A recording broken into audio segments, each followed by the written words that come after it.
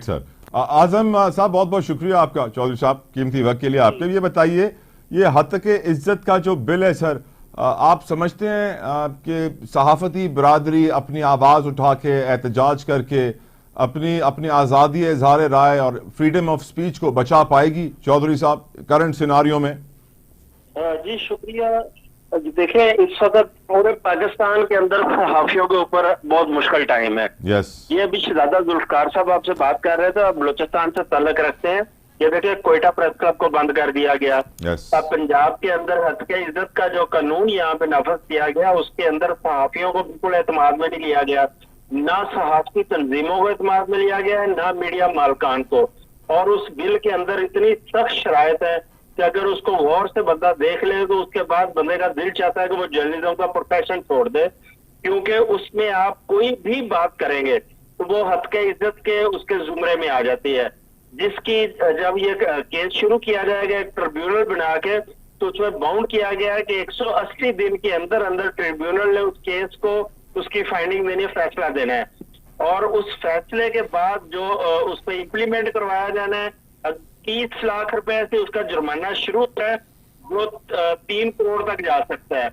और वही ट्रिब्यूनल के पास इख्तियार है उसको एग्जीक्यूट कराने का, इम्प्लीमेंट करवाने का। पुलिस और रेवेन्यू डिपार्टमेंट और सारे उसको उदय करेंगे। इस किस्म का बिल तो हमने कोई आमरीत के दौर में नहीं देखा था जो इस वक्त हम देख रहे हैं। अच्छा, इसमें अब एक अलमिया ये है कि हमारी जितनी लीडरशिप इस वक्त सहाफती लीडरशिप है, वो मुझे इसमें कॉम्प्रोमाइज नजर आई है। उसको जो किरदार अदा करना चाहिए था, मुझे वो वाला किरदार अपनी लीडरशिप का नजर नहीं आया। लेकिन अब क्योंकि इन्होंने बाकायदा नाफज करने जा रहे हैं, गवर्नर के पास चला गया सिग्नेचर के लिए, अब भी टाइम है कि अगर सहाफती कम्युनिटी पूरी यकजू होकर इस वक्त पूरे मुल्क में तहरीक चलाए, और अगर फिर भी नहीं मानते तो हमें फिर अदालत का रास्ता अख्तियार करने की जरूरत है, ताकि हम ये आमरीत वाला जो बिल है कम से कम इसको पास होने दें। क्योंकि ये बिल सिर्फ सहाफियों के ऊपर लागू नहीं होगा।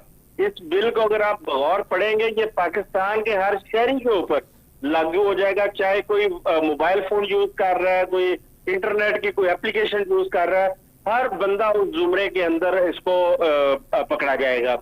अब उसके अंदर जिस किस्म की उसमें सख्तियां की गई हैं, ये तो हमने ज़ियाउल हक और मुशर्रफ के दौर में भी ये सारा कुछ नहीं देखा, जिस किस्म का बिल के अंदर इन्होंने तस्करा किया उसमें। राइट। शहजादा जुल्फिकार साहब, आपकी नजर में ये जो बिल है, आपकी नजर में आज जो सहाफी है वो कितना आजाद है, और अगर वो ये बिल आ जाएगा तो उसकी आजादी में कितनी कमी वाक़ई हो जाएगी? सर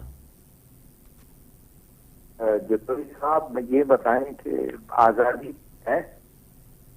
देखें, आजादी तो आर्टिकल 19 में जो आजादी है, एक कंटेन्ड आजादी है, एक मशरूत आजादी। क्या वो आजादी जो मशरूत आजादी है वो भी है?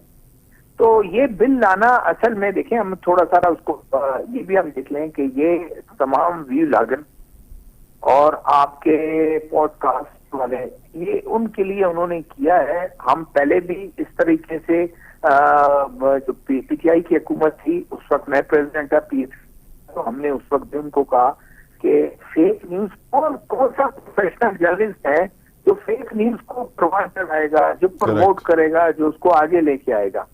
डिस इन्फॉर्मेशन, मिस इन्फॉर्मेशन को कौन सा प्रोफेशनल जर्नलिस्ट सपोर्ट करेगा? कोई नहीं करेगा।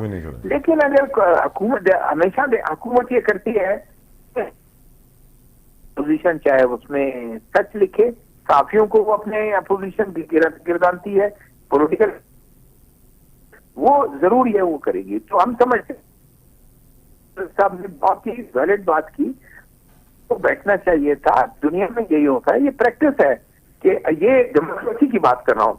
बाकी उसमें डिक्टेटरशिप में या वो वीक एक वो जो डेमोक्रेटिक उसमें ये चीजें तो फिर वो चलती हैं कि उन्होंने रातों रात बिल कर दिया, सबने पास कर दिया, नाफिज भी हो गया, उसकी सजाएं भी दे दी, वो सारा कुछ है। लेकिन डेमोक्रेसी में ये होता है कि आप उसको सेमिनार करते हैं, आप स्टेक होल्डर से बात करते हैं, अवाम से बात करते हैं कि ये चीजें हम लाए जा रहे हैं, अवाम के लिए बेहतर है। मुमकिन है अगर ये उनकी नीयत ठीक है, एक मैं वैसे मैं गेस कर, क्यों नीयत ठीक है तो वो